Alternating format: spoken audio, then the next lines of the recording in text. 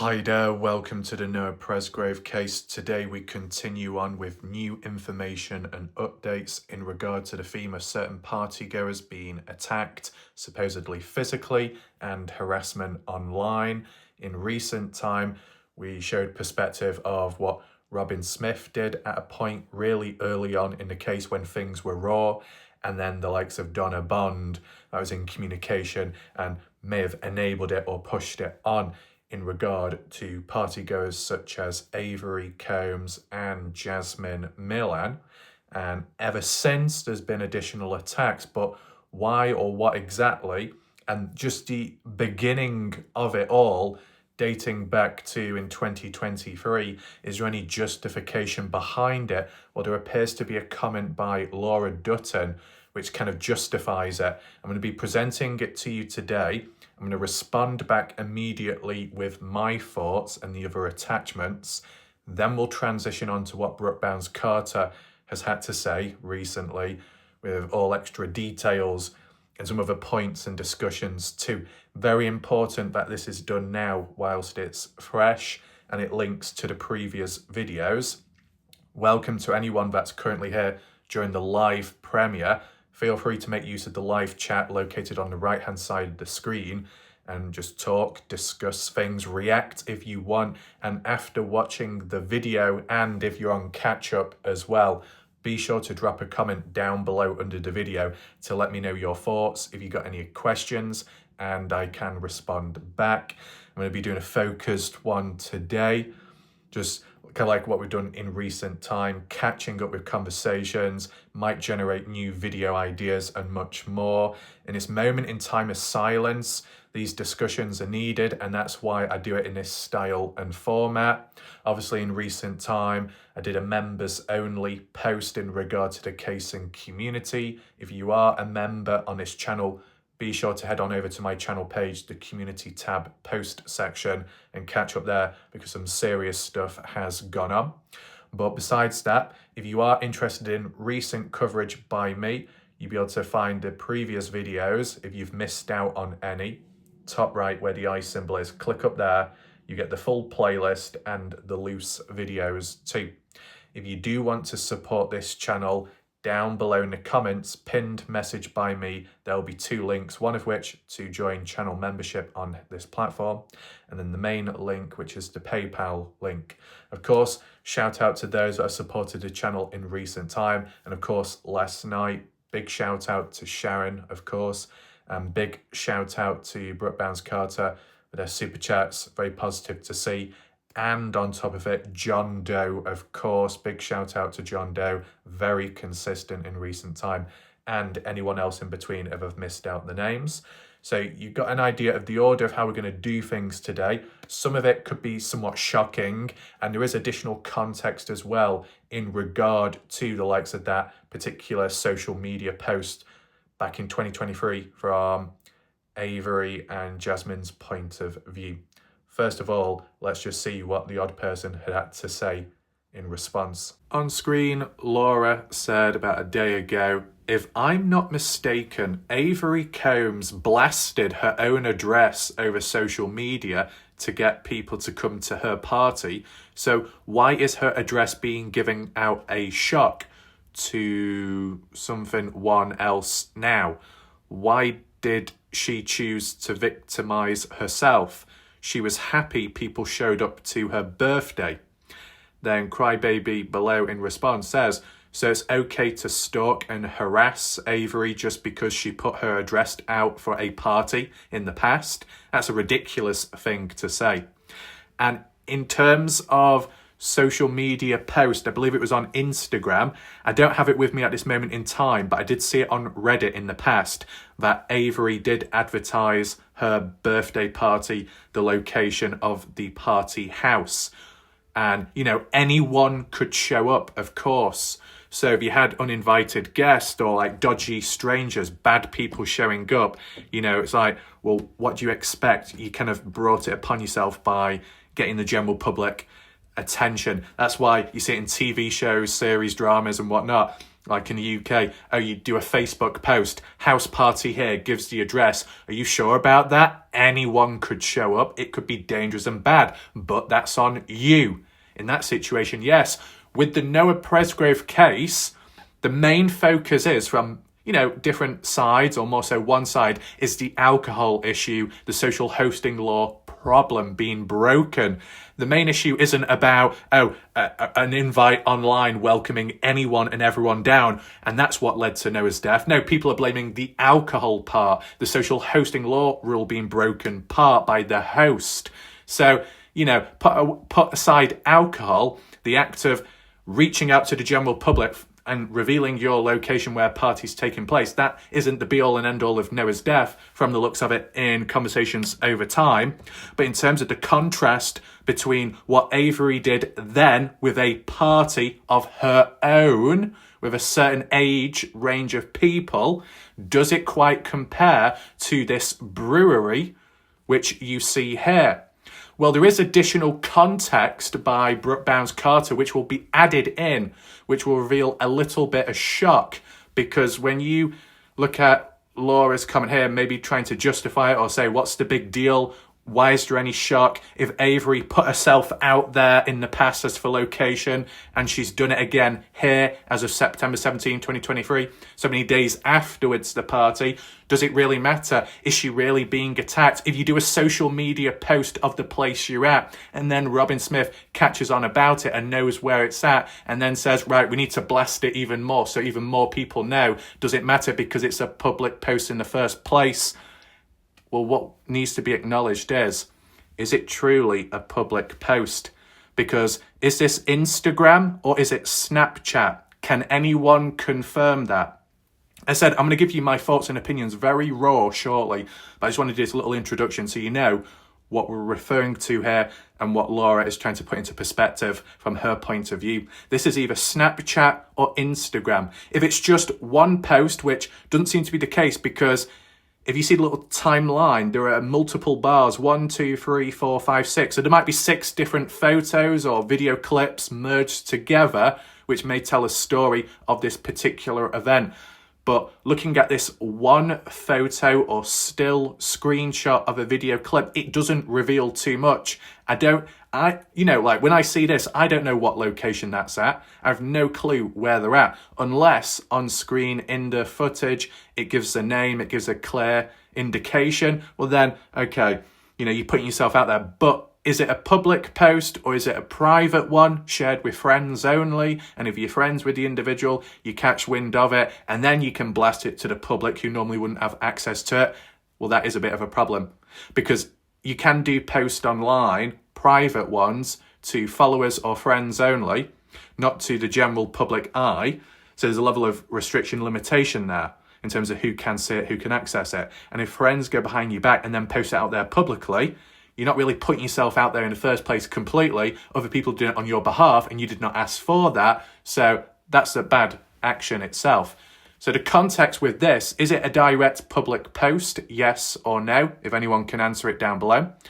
Are the multiple posts and photos a part of a timeline, as you see with that white little bar going across top of the screen in that photo, like how Instagram does? Does it actually clearly give away the location of where they're at? And is it necessary to be blasting it anyway, regardless? What purpose does it solve? What does it serve? Is there an end goal? Is it really worth it? And whilst you could be out somewhere and you could be a bit of a marked target or a bit of a ticking time bomb in the eyes of others that you may be responsible, or people see you as responsible and dodgy and there's not enough justice and you're trying to get things moving quick, make them feel uncomfortable, make them break, is it the smartest of things to do, or could you push them away? That's what I've always said. And furthermore, what about the collateral damage along the way? You could be out somewhere, you'd be in public, order comes like a hired hit on someone, but could anyone get caught within it? And who else is around, and any vulnerable people? And we will get to that very shortly. But this is just the response. Says thank you, appreciates it, blessed her location, let her know we know where she's at. It just seems a bit forceful. But in defence of Robyn Smith, when it's so raw early on in the case, only a few days after Noah's death, of course, victim's family member is not going to be thinking clear. Some irrational thoughts may be hurt, not quite thinking clear. But then if you've got someone like Donna Bond who may not be as hurt, who knows? But if they're more level-headed, they need to try and keep Robyn in order, in shape, and, provide them perspective saying, hey, just breathe, slow down. You don't want to do this. You may regret it later. But look where we are now. That aside, returning back to Laura Hare, if I'm not mistaken, Avery revealed her address in regard to the party house in the past. So why is it a shock, a new one now, when the same thing's done again? But is it really done again? Is it really blasted online? Or is there a limitation or context behind it in regard to who it was shared to, where exactly, and how much does it actually reveal? Because you can show photos of you in a park without any signpost, without any names or locations given. But if somehow some people catch wind to it and kind of know where it's at because they're familiar with the place, then they decide to publicly reveal the name, oh, well then that is a problem. Just like what some people have tried doing to me in the past, and some of you will be very familiar with, I've not purposely given anything away, but someone's gone out of their way to try and blast it, and it's just very unnecessary. And it's the same situation here from how I interpret it at this moment in time. And so Crybaby says, oh, so it's okay to stalk and harass because that's the right thing to do, is it not? Besides the party. But in additional, George Chodum says, there are screenshots showing various threats that were sent to Stevie Howard and her daughters, which the admins of Noah's Facebook pages knew about and appeared to have cheered it on, applauded it, and then when called out about it, gave it a pass because it was a couple of months ago, so no big deal. Pretty embarrassing to say the least, so you try to justify that. And Carl says, if true, very disturbing and unethical. So, let me give you my raw thoughts now. What I'd like to say is, from Laura Dutton's perspective, I can understand the comparison. And I know I said it before, but I just want to show my face whilst I'm talking here so people can understand my body language, facial expressions. Because, some people in the background misinterpret me at times when you just hear the voice and not the face. So let's merge it together. Laura Dutton's perspective is, you got Avery all into social media, putting yourself out there, but everyone will have a certain limit as to how much they put themselves out there online. Some people go further than others. In terms of Avery, okay, you got the TikTok page, which is random videos, bits and bobs over time, and then a compilation video. Whilst that's completely separate, it just shows that Avery at a point in time was active on different social medias like how people are nowadays. In regard to Instagram, I think it was where it was posted or reposted in regard to a party invite in regard to the party house of September 2023, welcoming pretty much anyone down. And I would say, in my opinion, if this whole theme and topic was all about people coming on down to a place which you've advertised and then it goes wrong and then you complaining, well then I would agree and understand and say, well, if you put yourself out there too much, you can't complain afterwards when things go wrong because you kind of welcomed it. You may have not asked for it, you may have not wanted it.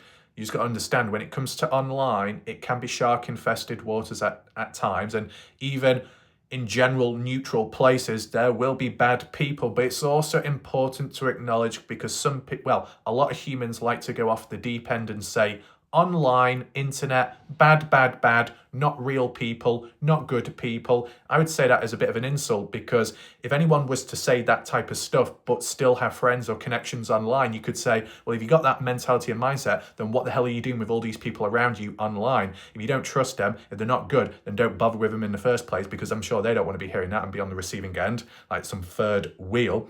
The way I see it is, online you can come across dodgy people, scary people, dangerous people. And yet in real life, You can come across inconsiderate bastards who can't control dogs, where they jump up at you and rip your face off. You got cowardly people that carry knives about and acid. You'll have some mass shooters as well, stabbings, terrorists, suicide bombers, people that flash themselves, grab people and touch. A lot can happen in real life. Bad stuff. Bad things can happen online. It is what it is. It doesn't matter what environment you're in. If there's people present, there is always a chance something can go wrong. And if you're in the wrong place at the wrong time, bad stuff can happen. Right? And I'm just talking in general there. It's just a little bit frustrating the way a lot of humans ignorantly complain and use it and word it the way they do, and yet they're still using online platforms and services whilst typing these comments up. And even if they say it in real life, they'll probably still be reliant or using online communication or some kind of tools online at some point. And it's like, yeah, a bit hypocritical in a way.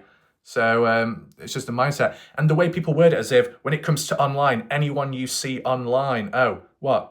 It's like worded by people as if anyone online isn't a real person. How fucking stupid is that? But oh, the moment you are face to face with people in real life, oh, that's so much better. Yeah. Come on, get a grip. Have people forgotten that when it comes to in real life, face to face, people are more likely to be nicey because they don't want to show their real side or their dark side because they might be too cowardly to do so? Oh, but online, you can see people for what they truly are, or see things you would not see in real life, good or more so bad. And isn't it best to see the bad in people before the good, so then you know what you're dealing with before you do get hurt down the line, so you can get out the way, over and done with, and move on? This is what humans fail to understand, and I'm just talking in general here. Yes, you get bad people online, and then in which in real life they're the complete opposite and look like an angel because they're probably too cowardly to show that dark side or that hatred side or that negative side and whatnot. Oh, so it's okay to come across them in real life. Oh, it's all nice in the communication, it's real and it's face to face. Oh, and then 5 years later, then you're getting done over by them, physically or mentally. Yeah, it's really clever, isn't it? Really smart. Humans do not think ahead. People are not operating the chessboard correctly. It's absolutely piss poor, right? See the darkness in humans. Get it out of the way. Maybe it's not as bad as you think. You come across someone at their worst and yet it's still manageable and it still works out. And then what next? There's only good to come. Oh, but in another situation, an ideal, perfect situation, you come across people or someone. Oh, it's all nice and good. Oh, yeah. What the fuck are you going to do when shit gets real or negative stuff happens? You ain't going to be prepared. You ain't going to be ready. And then that could go downhill down the line. So there's an order to it all, and it might work different from person to person. But to bring it back into parallel with what we're getting at today is with Avery, with the online situation of putting yourself out there in regard to where you live at a time, and anyone can come down. For most part of it, how many showed up? Maybe a total of 40 people. Wow, that is such a lot, isn't it? Take in mind, you're advertising yourself online and anyone could come down from Oklahoma or Texas and a maximum of 40 people show up. And a portion of them are friends to Avery, if not a few more. And then there might be strangers towards like Noah, Caden, etc. But 40 people at max showed up, not all at once either from the footage what we saw. Not as bad as you think, right? If Avery didn't do a public invite online, would Noah Presgrove have still died? Yes or no? Would it have been a different outcome for him? I think it would have still ended the same way, pretty much. And that's why people will say, well, yeah, because it's the alcohol part. It's the social hosting laws, as people go on and on and on about. So if that's the heavy focus and the main focus, the concept of Avery putting herself out there, online public, invite this or that, you welcoming bad stuff. Well, they didn't welcome bad stuff because that isn't the main theme or focus of Noah's death. But in terms of going onwards in the case and investigation of, you're doing a post to an extent publicly or just shared with friends online about a smaller event, which isn't to do with you directly, but to do with a friend or someone that you know, and you're attending that location. So it's not all about you, but you're just sharing like a little memory here and there for other people to see. If it's public, does that justify blasting that location? If the location is already public, it's already public, so no harm done. But you dial it back to the original intent behind the person, such as Robyn Smith at the time, whether the post is public or not, the intent of blasting it as in wanting more people to know about that location. And if on the basis that that social media post wasn't directly public to everyone, but restricted, limited to only some that could view it, that's still a bit of a problem, as I'd say. But I'm just holding back what I say at the moment because you can see it not directly from the horse's mouth, but those on behalf of those connected, close and friends to him in regard to why they were at the brewery and who else was present.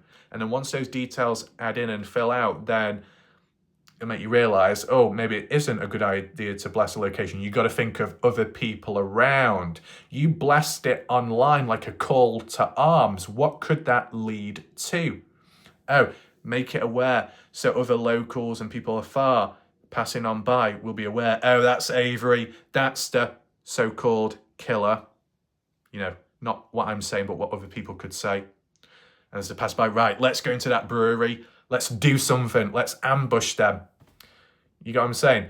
Robyn Smith may not do anything herself at the time in terms of being physical or being confrontational face-to-face, but that possible call to arms, if it was followed through, and if Donna Bond followed through with it, if you can see where one thing could lead to another, and then it gets out of hand. Just like December 4th, 2024, from Justin Roy's recollection of telling me about it in regard to the group chat that he was in with Alicia Lee, when Alicia Lee had said in 2024, oh, you can also report Raf's videos, mine, to YouTube. Why would anyone want to be reporting my videos to YouTube? To get them taken down. And it just so happened that 3 of my videos got taken down, but I don't link it to Alicia Lee. It's just a coincidence. And the reason why I say that is because before Alicia, before that screenshot and that conversation and that group chat, before that, months ago, and I mean months ago, I already had videos, including them, falsely reported. And then YouTube acted slow on it and lied to my face directly, amongst many other times. So it doesn't link to Alicia Lee, that, but it's still, even if something doesn't happen, it's the mentality, the mindset, the motive behind it in the first place. You know, you could have these wires attached to a clock and it's ticking away, and it might not go boom, but you were designing it for it to do that. And then you were designing it for it to be placed somewhere in public. It might have been a failed attempt, but you still had an idea and a plan to go through with it in the first place. So that's how you can apply it to Robyn Smith.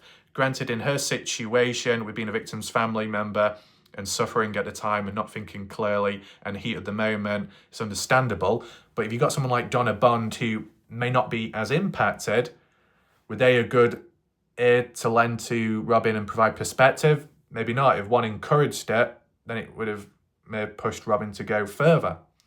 And there is some other stuff on Donna Bond which we have looked at in the past, which, as for context, didn't really understand as much, but maybe it will link more with today, with what Brooke Bounds-Carter gets at, because I managed to establish a possible link with a documented historical record, some kind of legal stuff, bring it together, publicly viewable, no problems there. But it's just interesting the way it's going, the motive, the mindset behind it in the first place, right?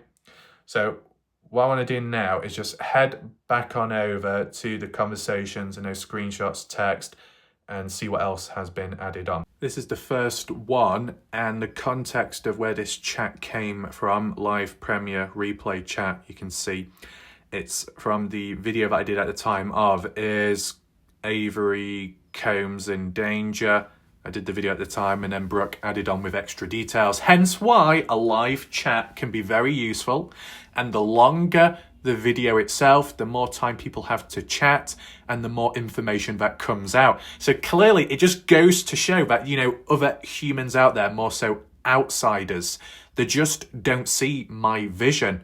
With what we see here and what we may see in the future and previously. Interesting little comments and mentions by Caden to JJ Bumpus to Brooke Bounce Carter and other people in between is because of the live premiere concept, a live chat feed in which people can answer questions, give questions and whatnot, and it's in real time, on the spot, in the moment, documented and recorded and saved. So, to start off with, Brooke Carter says, it was after all her murder post, possibly February 2024. I don't know what that's about in terms of her murder post. This, to be honest, and correct me if I'm wrong, because it might be lacking a bit of context because we've just got a raw screenshot here, but if I'm trying to think, this is probably to do with Robyn Smith, the two different screenshots. One screenshot which did give like a time, a date, month, it's 2023 I believe, where Robyn said it's murder, outright murder, cold-blooded, vicious. And then the other one was where Robyn was like, no, I agree, Brooke, none of those friends would do anything like that to her. It wasn't cold-blooded, it wasn't murder whatsoever. And that particular one, which Robyn was agreeing with Brooke Carter on it not being murder, no date was given. So I'm just thinking that Brooke answered that by saying the one which Robyn agreed with Brooke by it wasn't a murder, it was after her murder post, so possibly February 2024, which gives a big gap in between them, maybe March 2024, in between February to March 2024, possibly if this is in reference to the post of Robyn saying it's not murder and she agrees with Brooke. Am I correct, Brooke? As said, as for the screenshot on here, there's not enough context because some people's comments will be in response to what I may have said in the video at a timestamp, and then people are responding back through that way. So hopefully I'm on the same wavelength, but it's just worth adding that in. It's interesting though if that's the direction it's gone. Brenda says grief has many stages. Maybe in October 2023 she was going through the anger stage. This is only my opinion. I can't speak for Robyn. Okay. Brooke Carter, she was the first person. I'm guessing as in she, Robyn Smith. Robyn was the first person to scream murder. She also attacked Carter Combs out in public. She was screaming murder for a hot minute. Now, what I do want to say is I'm just interpreting it as Robyn Smith. It could well be Donna Bond.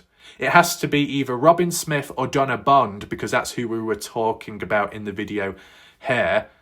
Well, the video that I did at the time and the live chat here was saying what they said at the time. So it's either Robyn or it's Donna Bond.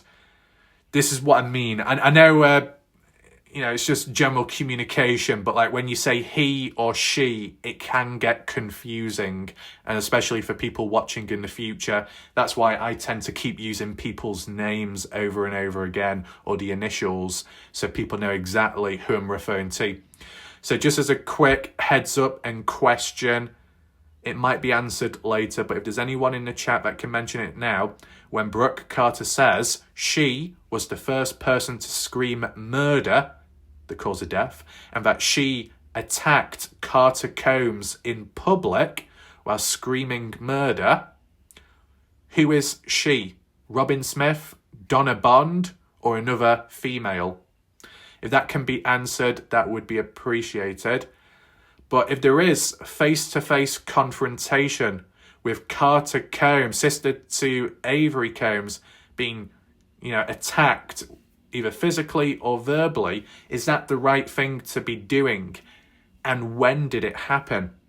There's different ways about it. If it's Noah's family once again, and it's early on when things are raw, it's tense, it's emotional, you can kind of understand it. It's still not a good thing, but you can kind of understand it. If it's a member of the general public or a local who's not as impacted and they do that, they should know better. You go out attacking a person of interest, you might scare them off, push them away, and then they might go silent or not be as helpful in terms of people being able to learn from him because they're too afraid to speak or open up much. Well, that's great. You definitely messed up all chances now. It's just like, in other situations and settings, you could come across someone You could meet a person or a group that might be a bit fragile. What do? Oh, you shout at them. You're not patient with them. You force them. You rush things. What good does that do? They're already, things are already a bit tense, or they've still got some scars from the past, have not had time to heal, and you do that stuff to them. It's not going to do any good to them. It might not do much good for you. At times, there's got to be a level of patience. There's got to be a bit of understanding, but not everyone can do that. And that's why when it comes to cases, true crime, where not only it involves a death and people are obviously emotionally impacted by it negatively, it's harder to operate on a case if you're emotionally charged or connected or a conflict of interest. You might not be able to ask the same questions as someone else could. You might be more linear and restrictive and concentrated in your mindset and what direction you go in within the case, and you could miss out on stuff along the way.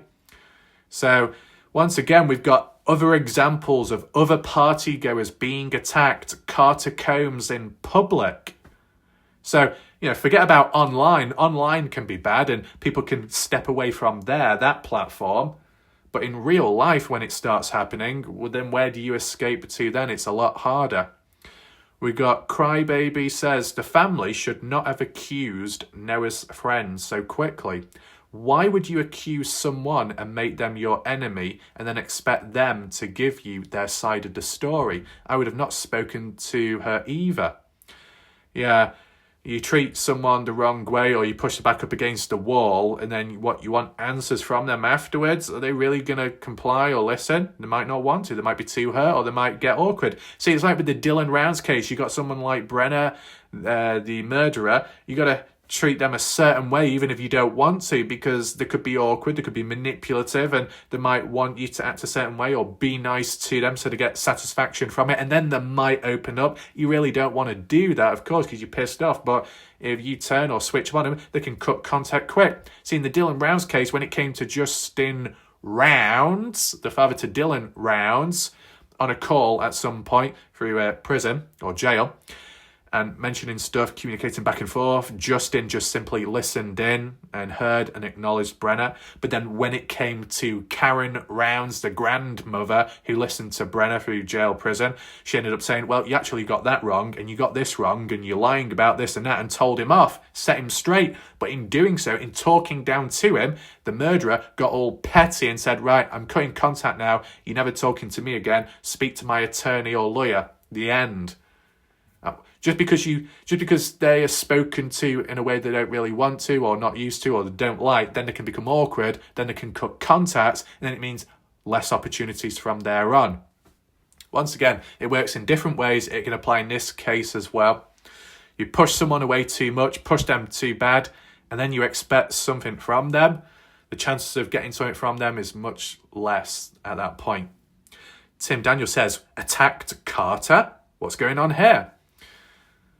And continuing on, Brooke to Crybaby, bingo, why would they go to the family then when they were treated so horribly by her? Brooke, oh yes, Tim. Mitch, wait, who got attacked and by whom? Crybaby, also, why doesn't family ask OHP questions about rumours that could be cleared up?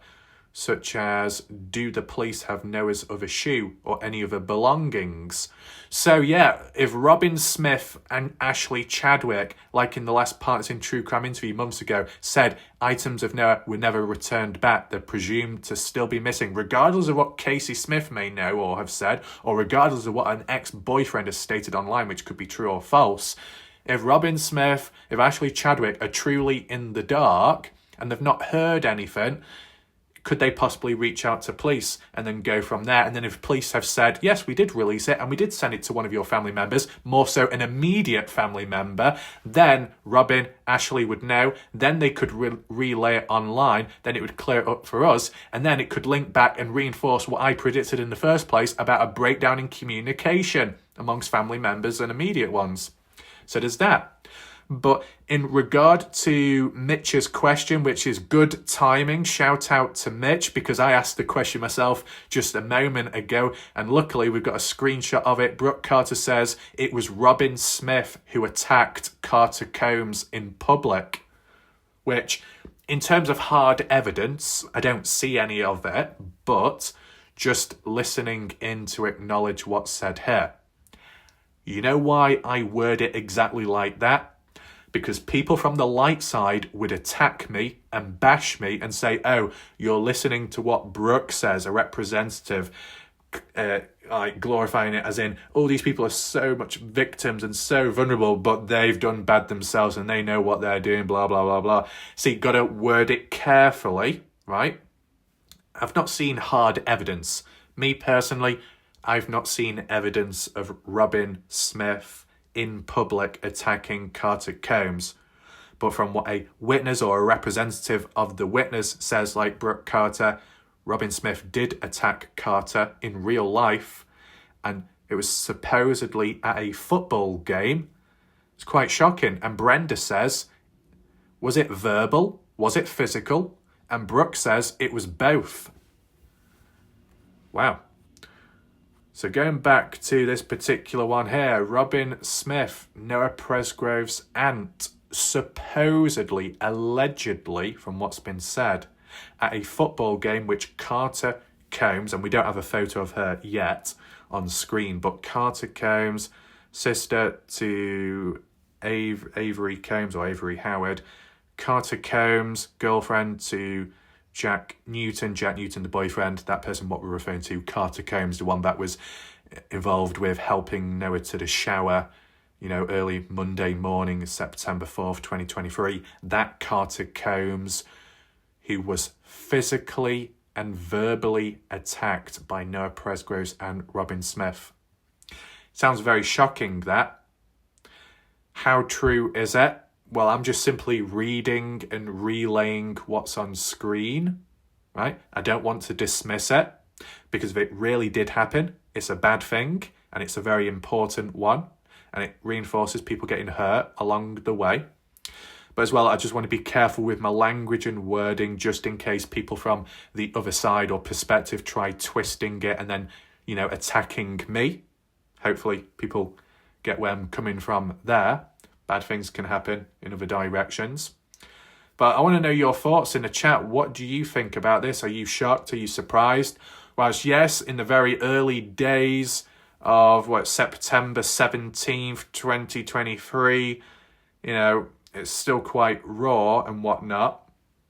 And then days after Noah's death, and you got Robyn, who's obviously sad, frustrated, angry, confused, not enough answers to the questions, but may think there's people that know more, but they're not saying much and they're not cooperating. So that frustration builds. How can these people get on with life and be happy and this and that? In the moment, it's understandable. But at what point did Robyn go after Carter Combs then? Was it around the same time? Was it much later on? Because if things had changed onwards, you could put the argument across and say Robyn Smith, and I don't mean this in a patronising way. I'm just saying that maybe with time, Robyn Smith, became a better person or calmed down a little bit. Kind of like Justin Roy, in which early on he was quite full on, and then maybe with time he slowed down a little bit. Granted, it might have intensified again recently, but you get what I'm saying. Certain actions by someone at a point in time that may have changed since. Kind of like Alicia Lee early on at a time. Was it July of 2024, 3rd of July or something, saying she doesn't trust Kathy Bingham, she doesn't trust Noah Presgrove's family. And then was it July 16th or July 17th or July 26th onwards in 2024, Alicia joins them, Robyn, Ashley, Noah Presgrove's family, for a TikTok live stream, like it's all okay and dandy, but you said you didn't trust them, but now you're, good friends with him? Things can change with time. Same can apply to Robyn Smith. But whilst change can happen and people can become better people, it's still always important to acknowledge where they came from, where they once were, so historically it doesn't repeat itself in the future, and that people learn along the way, as in what did actually happen at a point in time. And if someone did get attacked physically or verbally, that's a serious situation, and if it's within a case, an investigation, There could be harm there. See, Robyn Smith and Ashley Chadwick were the ones that were kind of in agreement that the social hosting law rule and the petition wasn't worth following up because it may cause harm to the case or cause double jeopardy or something. So it's not worth pushing it. Want to be careful, want to preserve the case, want justice for Noah, the best outcome. Oh, but by the way, I'll go out of my way in real life to physically and verbally assault Carter Combs, though, who could be a witness or a person of interest, and then mess up the case and the opportunities there. As said, the context of when this allegedly happened, I don't know of. If it's early on, emotions are raw. If it's later on, maybe you should know better if you're cautious elsewhere. It all comes down to timing, of course. It also comes down to evidence as well. I'm just simply reacting raw in the moment to what's mentioned here, and it does sound shocking at least. So just leave your thoughts below, okay? Getting back to this screenshot, because I was on the wrong one there, apologies. So verbally, physically, let that sink in, and then we'll move on. There we go. Crybaby, that is awful, Brooke. Skippy, the pain and shock of losing Noah must have been so raw at the time. So sad for all involved. Yeah. Raw at the time, actions maybe not truly meant, regret along the way, change made. But at what point was Carter Combs attacked, supposedly? Brooke Carter says, agreed. Then she did this. Purposely harassing is not okay. Physically and mentally not okay. Wait, so Brooke Carter, when you say Robyn Smith then did this, as in what we've been talking about recently with the brewery of Avery and Jasmine, September 17th, 2023, are you telling me, and I'll just get back to it so I don't forget, are you telling me that the act of Robyn at a football game physically and verbally attacking Carter Combs occurred before September 17th? Because Brooke did say, and then Robyn followed up with this form of harassment towards Avery. So Robyn is going after person to person for answers. With it being so early on and raw, not good what Robyn had supposedly done, but it's also understandable in regard to being a little out of control because of being hurt, grief, and much more. More so, it's a shame there wasn't other people around to try and control Robyn or calm her if this all did happen, you know. Because if you are a bit unstable or struggling in a moment, an event or anything else, and there's not other people about, how you act and how you may react may be a bit all over the place, and damage could come. It maybe not be truly meant normally, but in the moment it's happening. There's collateral damage as well. This event's impacted someone, and it's had a chain effect, and then other people kind of caught in the way along the way. You'd need other people about to just look out for Robyn. And at least how I've interpreted it from what Brooke had said from her language, that this Carter Combs physical verbal attack happened before September 17th, 2023. Correct me if I'm wrong, but that's how I interpret it from the language and how it's been typed up. So, yeah, it is interesting. Okay. So, catching up, Cry Baby says, wow, so even a couple weeks after Noah's death, Robyn was already talking about deep pockets. So that's in regard to that screenshot I showed you earlier of the messenger chat, where I think a bit earlier on a previous page, you see it all documented on my video where I show you multiple screenshots. I just showed you an example one before for the reference of today's point. But yes, Robyn Smith did mention about deep pockets, a reference, I guess, to the dark side. But that was September 17th, 2023, before certain Facebook pages existed online. And the Facebook pages that came about online afterwards and people started talking about deep pockets was because of what maybe Stevie Howard may have said in a joking way or whatever about deep pockets, yet Robyn Smith already knew before anybody else. What does that actually mean, though? Does it mean that Robyn Smith knows about people from the dark side and families being dodgy in the past as well? Or Could it be interpreted that Robyn Smith was the one that made it up in the first place, and then other people catched on with it and then believed it was the truth, and then it was twisted, or there was Chinese whispers? Which way round do you think it came about? How would you interpret it?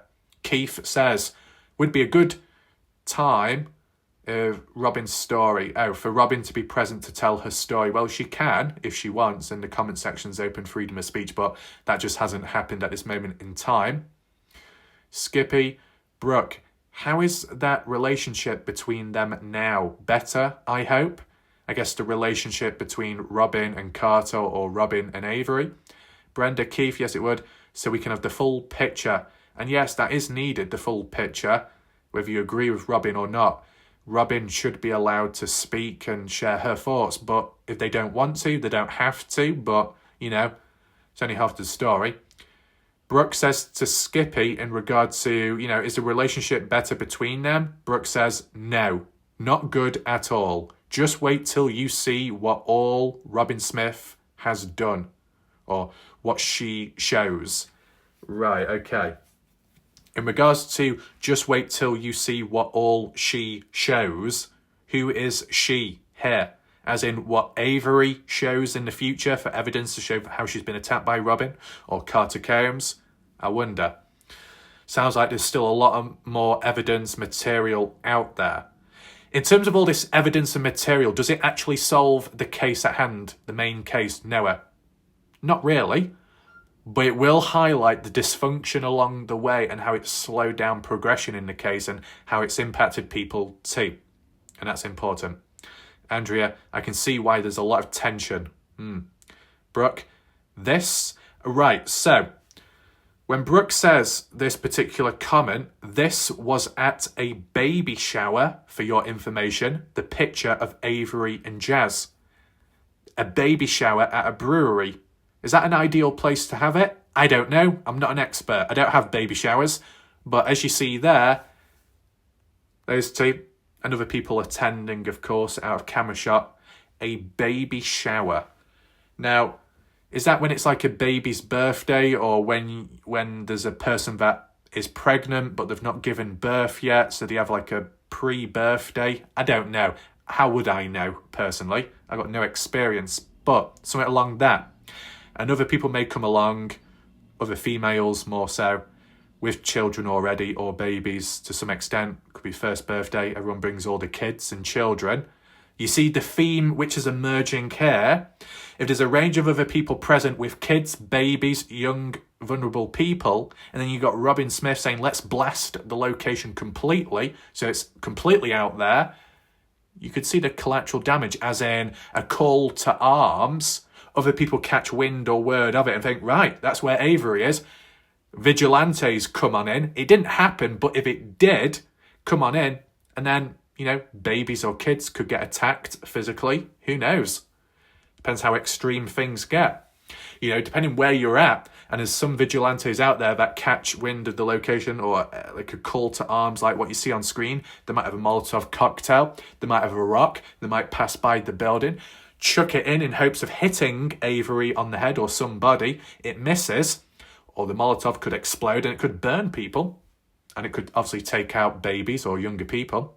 See, obviously, Warlike Wrath thinks extreme and upscales to the worst case scenario, but that is just what I do because I am more ahead and I am more prepared.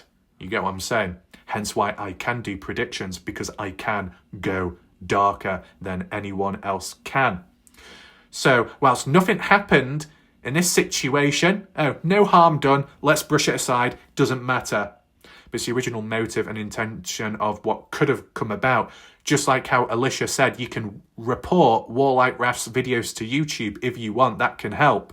Alicia may have not done it, but if other people, vigilantes along the way, were like, oh yeah, justice for this, justice for that, we'll report Wrath, you can see how it can backfire and go wrong, and then I face the fire, and there's no reason to. So we're seeing all these links coming together in different ways. A baby shower, an innocent event, an innocent party. If Robyn knew the event, Would they have considered blasting the location, and would Donna Bond have followed through with it if they knew that a person of interest, a possible witness, was at a baby shower with other younger and maybe vulnerable people? Would they still consider blasting it? I wonder. That's what I mean. When it comes to true crime and communities, there's always collateral damage. With almost every case out there, there's collateral damage, and random people get dragged in, children get dragged in, babies get dragged in. You think, what? What's that got to do with it? Collateral damage. It always tends to happen. What else? Crybaby. Brooke. Robyn's deep pocket comment was way before the Facebook groups and the comment in there, correct? So this picture of the girls is not at a brewery, like Robyn claimed, and Brooke responds, that's correct in regard to the deep pocket comment. Long before Facebook groups and comments existed, Robyn was ahead of everyone. Brooke Carter adds on by saying, yes, it was at a baby shower, a pampering type party, but it was at the brewery. The brewery which Robyn was correct about. But in regard to the actual event, it was a baby shower pampering party. So if younger people were actually there, like very young people, was Robyn Smith aware of that concept? If they were, and they were still willing to blast the location, it sounds worse, doesn't it? But anyway, Skippy, I know Donna Bond has been on our chats, but what is her relationship? Anyone from the towns or the party? She's a local, right? Rebecca says, I'm confused. Doesn't everybody already know about this? About what, Rebecca? And yes, Rebecca does say that Donna is a local, and we've heard that since, a local. Now, I'm just talking in general here, but like with the Dylan Rouse case, when it comes to locals, they can be the most problematic people in a case. They get their fingers too stuck in the pies and holes where maybe they shouldn't belong. So that's just talking from experience in the past. Does it apply here? Maybe to an extent. Brenda, Skippy, Donna is a local, same county, different town. Crybaby, Becca, you know that Robyn Smith was trying to get others to harass the girls. Skippy, too many involved, which have caused more trouble than it's worth. Yeah. Skippy, I know Donna Bond has been on our chats, but what is her relationship? Anyone from the towns or party? She's yeah, that's just repeated, isn't it? Skippy, yeah. Brooke Carter, yes, and Donna got a restraining order against her from the girls that they ended up dropping on Donna. Donna went into great detail on her stalking, posting on the girls. It wasn't just Donna pushing. Right, well, we do have some kind of restraining order or some documents, which we'll get to in a second. Crybaby, the problem is all of Noah's friends are young adults and you cannot expect them to quit living after Noah's death. That's true. You should be able to move on but still honour Noah Presgrove and acknowledge him, but you shouldn't have to be a prisoner and held in the past. Maybe early on, a bit of time to show respect and communication and everything, but then there's a point in time where you should be able to continue onwards, even like if it's like Noah's wishes. If you was in a relationship with someone and they were good and they were like all okay and said, yeah, just keep moving on, keep moving forwards, and that's their final wish or the wish on the death, and they say, they would want you to keep on going or find somebody else in the future and not be held back and not be held in the cold in the memory of someone that's no longer here. You should be able to move forwards. And that can apply to just life in general. Now, if we move on to a particular, legal situation in regard to which could link to like what Brooke has said here, correct me if I'm wrong, in the past, I know it says 9 hours ago, but that's an old screenshot. In the past, the original Noah Presgrove Reddit page, a person called Cheap Caregiver, did a post here saying CC means Carter Combs went after Donna Bond for her Facebook post regarding Carter Combs back in December of 2023. Seems like Donna Bond doesn't care, though, because she is still calling Stevie Howard a twat. I think that's what it means, TW. Oh, twat waffle. Oh, there we go. Also, his paralegal forgot to change the signature and put attorney for the petitioner, and then there's a face which looks like, ah. Sorry, that's just what it looks like, you know, that emoji. Can't do much about that. And then if we go here, I hope you can read it. I can't really zoom in any, well, I probably could zoom in a second, but I'll just read it as it is. You might need to put some glasses on. Jan Fiorillo, put your glasses on now. We've got some reading to do, and you might find this interesting. In the District Court of Jefferson County, State of Oklahoma, filed December 14th, 2023, Kimberly Court, Clark, Jefferson County, Carter Beth Combs, petitioner, versus Donna Gail Bond, defendant. Carter Combs, you know, the one issuing this. Petitioner's motion for continuance comes now the petitioner Carter Beth Combs by and through her attorney of record, Andrew Benedict of the Benedict Law Firm, and respectfully moves this court to continue the protective order hearing set for December 14th, 2023 at 9 o'clock in the morning, and reset the case for protective order hearing at a time convenient to the court and parties in support thereof. The defendant would show the following. The defendant being Donna Gail Bond, who would have to, one, that this case primarily involves a multitude of digital media, particularly posts made on social media application Facebook, Donna responsible for.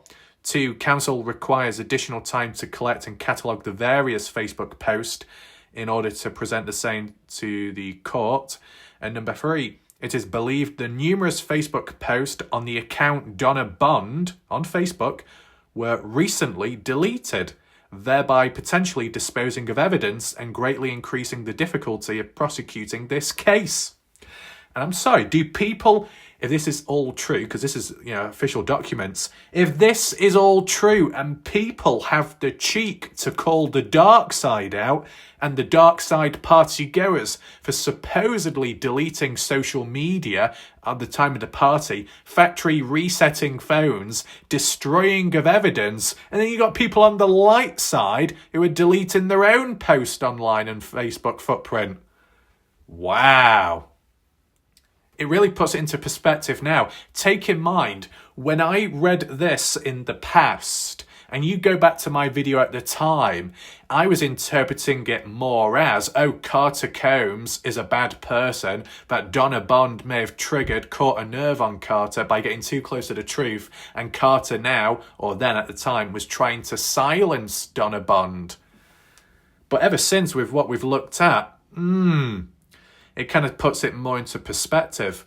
Now, if a protective order has been issued here at the time by Carter to protect herself against the likes of Donna Bond and what Donna has said online in regards to Carter and others, then was anything followed up then earlier on when supposedly Robyn Smith physically and verbally attacked Carter Combs in real life? Was anything followed up there? Did the police get involved? Does anyone know? Feel free to explain it below or somewhere. Let's just finish this part off. Wherefore, foregoing premises considered, the petitioner respectfully requests that the hearing scheduled for December 14, 2023 be stricken and that the hearing be reset at a time acceptable to the parties and any further relief the court deems necessary. Wow. There we go. So this is like a separate case situation, but of a person tied to the Noah Presgrave case and then a local that's been getting involved in that case, and separately they've been at heads with one another or one more than the other. Wow. I'll just finish these comments off whilst we're here. Brooke summarising the Facebook Messenger. To post it here in summary, Robyn Smith is pushing Donna Bond to harass them by blasting the location of where Avery and Jasmine were at the time, September 17th, 2023, at a brewery A baby shower, pampering party, and Andrea says, did Donna Bond follow through with Robyn's orders and bless the location? Crybaby says, seems like Robyn used Donna Bond to do her dirty work. And Brooke Carter says, yes, Andrea, Donna Bond followed through with it. So if you wanted to interpret it that Robyn was using others to do the dirty work for her, so then Robyn wouldn't get caught up in it all, I mean, does that mean Donna Bond is vulnerable and just took orders like a yes man, yes woman? Or did Donna Bond know what they were doing and are in the same boat as Robyn Smith then? Skippy says, is this the same Donna Bond who calls people toads? And Brooke says, yes. And Rebecca says, yes. And Brenda says, yes. Keith, unfortunately, Avery Combs didn't show herself in a good light on her social media, but no excuse to harass her. Just as an explanation, what has Avery Combs done on social media to portray her in a bad light? Regardless of whether they're deserving of bad stuff afterwards or not, what has Avery done which has been considered questionable? I know you've got that TikTok compilation video of Avery and partying and stuff like that, but that isn't even from the supposed party itself. It's over the course of 2023, which, taken out of context, supposedly, and other people twisted it. There was some odd post here and there about Avery with ex-boyfriends, messing with them, effing with them, but not physically in that sense, not in a dodgy way, but more so, psychologically or something. I said, it's really fragmented, just trying to piece it from my rough memory, that's all.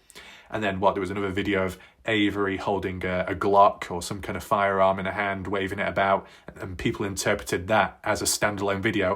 Oh, a person waving a firearm about who just so happens to be from that party, the party host, and then the party host links with a firearm and responsible for shooting Noah or killing him with a gun. What? No, it doesn't quite link, does it? It's basically, put it this way, Avery with her TikTok videos and this and that, if Avery was never at that party, never involved or brought into this case whatsoever, and she continued making the videos that she did online, people wouldn't bat an eyelid whatsoever.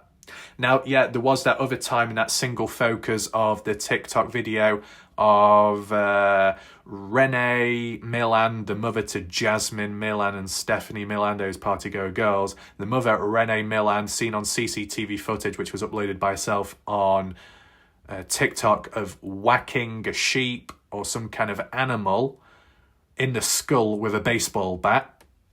Was it the right thing to do? I don't know how you control animals, but it does seem like animal abuse, which is questionable. But abusing an animal, as bad as it is, how does that link to involvement in the Noah Presgrove case? It doesn't really, unless you'd say, oh, well, that person's got a cold heart, and how they treat animals, like how psychopaths can kill animals early on, then develop then to attacking and killing humans. A cold heart, cold mind, and how it can branch out and covering for people at the cost of someone else's death, maybe. Yes, you can go extreme there, and I've summarised it very brief, but Renee wasn't at the party though, was she? The only other reference indirectly was, I think, Renee Milan, the mother, that reposted a video edited by Jade Milan's daughter, who originally edited the original recording by Jasmine Milan, but Jasmine Milan recorded her and Noah Presgrove kissing passionately with their eyes closed, I think, and the kiss lasting a fair bit of time, lip contact clearly made. Not a friendly kiss, more than that. You could definitely interpret it as, was there any French kissing or tongues involved, or lizard kissing or breath kissing or biting lips or anything like that? I wouldn't know, because firstly, I'm not an expert, I don't have experience, and more importantly, it was a short clip, and it's just a kiss, but just in terms of the closeness to it. And then when we heard about that tattoo, it was trying to interpret it as in, did Jasmine Milan ever have closeness, more than friends, to Noah Presgrove? Because that's how you could interpret it that way. But the kind of not affair, but the family affair of, the mother reposted a video that was edited by a daughter, and then another daughter was the one that recorded it and kissed Noah. It's like family picnic day out. And I was thinking, what the fuck's going on here? Why is that being uploaded? And then when I did the video at the time, it was on bloody repeat. So you had that door closing, opening and closing with that loud bang sound. People got PTSD from it because of it was being on repeat and that constant kissing clip. Don't worry, I'm not playing it today. But yeah, that's the thing. Sometimes when you get YouTube channels where they do a little narration and they have like a moving video in the background whilst talking over it, that's what I tried doing, but I talked too long, so the video itself was on repeat too much. So it was a bit too repetitive, so we'll just keep it static. I think it's a bit more appropriate than that. Do we have anything else that needs to be mentioned here? Keith, so Crybaby says in response to Keith's comments, so Keith, Avery can't post a picture at a baby shower for a friend now because of what's happened previously? See, for a friend. It wasn't all about Avery, whereas with the party house, it's where Avery lived, and it was her birthday. So she could welcome people and, in law would say, blast location, open it up for people to come on down. Consequences are on them. The host, the one that lives there, the one that deals with anything that bad happens. But if you got Avery at somebody else's party at a location, and Robyn follows through with action on that, Donna Bond goes through with it too. Avery could get caught up in it, or no, Avery could be targeted, the main one, by vigilantes or anyone else in between. But then that friend of a friend who's just having a party, and anyone else that tags along, and it's it's natural, it's supposed to be fun, and then collateral damage if it had gone wrong. What else do we have here? Brooke. There is a lot more to the story on Noah Presgrove's family and what they assured Donna Bond, but y'all have seen a tiny glimpse into what the girls like Avery Carter have experienced. Truth is Simple says, this is very interesting indeed. I really did not know what to say. Why would Robyn Smith do this to these kids? Poor Donna get the ass end of it, I'm sure. Well, how it's been interpreted from what Brooke has said, Donna Bond knew what she was doing and wasn't vulnerable and went through with blasting the location. So if the location was blasted by Donna Bond, does anyone know if it led to any negative side effects from that and the baby shower? Did anything actually bad happen, or was it just, it could have? Skippy, Donna added fire to a hurtful and raw emotional situation. I'm sure the intent was good, but the outcome wasn't. Anything else? Harassment is never acceptable. I'm sure there was a lot of pain, but Donna Bond should have respected Robyn, who was in a lot of pain, a vulnerable place. And at times, there's no sense in stirring up such raw emotions. Yeah. With great power comes great responsibility. It's like if you come across another person, you gain their trust and they're fragile. You've got a lot of power, but also a lot of responsibility. It's got to be controlled and handled correctly. They could open up to you. They could release all kinds of things. And the best thing you do is listen and try and understand. But that's it. Don't be like releasing or spreading stuff elsewhere or putting fuel to the fire, because some people, they may open up or they may have trust issues. They try one more time, and that one last time could be enough to literally kill them. So, great power, great responsibility. I know I'm not turning into Spider-Man. What else do we have? Crybaby Keith, what other post? I've not seen anything besides this one on the video. Also, she still has to live. I don't know what's that about. Brooke Carter, there's a lot more to the story on Noah's family and what they should... Yeah, indeed. We did not know what to say. Why? Yeah, okay, so maybe it was duplicated one of the posts. Apologies about that. But yeah, that appears to be it there. Some extra details added in. Based off that, new, interesting, but shocking details added on. Granted, not backed up with hard evidence at this moment in time. And I'm saying that because I'm being honest. I'm making observations there. But you never know. Hard evidence could be backed up down the line. At this moment in time, it's just worth listening to and acknowledging, just like how things were listened to and acknowledged back in the past from the light side perspective. Just like with when Michael Faye's Kaz was for the very first time mentioning about the highway footage and the shorts being removed. Not backed up with hard evidence on the surface level. We just listened. I listened to Michael. I acknowledged him. And then with time, then Caden Pressey spoke out, reinforced it a bit more. That's all it takes. Use ears and that's it. Jan Fiorillo, Like recently when I said about either a language barrier or selective hearing, and then Jan was like, no, my hearing's good, my hearing's very good, good for you. But in terms of what I was trying to get at in my video, you didn't quite understand it. And even when you re-quoted what I was trying to get at, you still couldn't understand it or see it the same way. So I don't know what we're doing there. But maybe I'll have another conversation with the wall that might speak some sense, or it might confuse me more. So I'm probably best stay away from that.